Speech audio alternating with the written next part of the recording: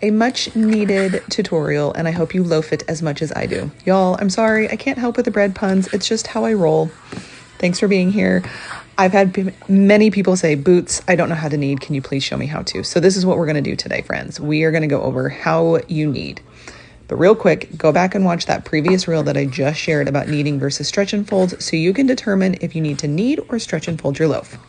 For me, this is actually a sandwich loaf that I am kneading. And when I originally dumped it onto the counter, you can go back, rewatch it really quick, you saw all of that dough sticking to my hands. Clearly, it needed more flour. One important thing you need to know. Your sourdough starter is going to be different than my sourdough starter.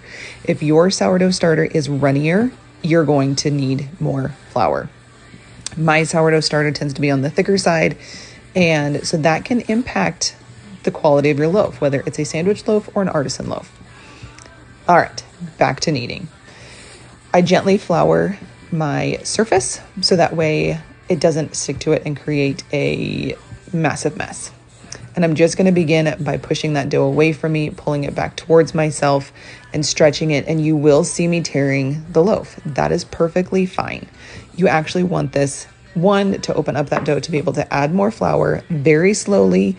This is like a 1/4 cup measuring cup, and I'm just gently sprinkling in because if you overflour your loaf, it is going to be dense and dry. So slow but sure is your method here when you need to add more flour. But the things that I am looking for is, one, I am not having any dough lingering on my hands. You're seeing that a little bit here. It just needs a little bit more flour. I'm just going to keep rolling this back towards myself, stretching it out, rotating the dough like a 1/4 turn. And that's all you do, is you're just pushing it away, pulling it back towards yourself, stretching that dough, working to try and develop that gluten.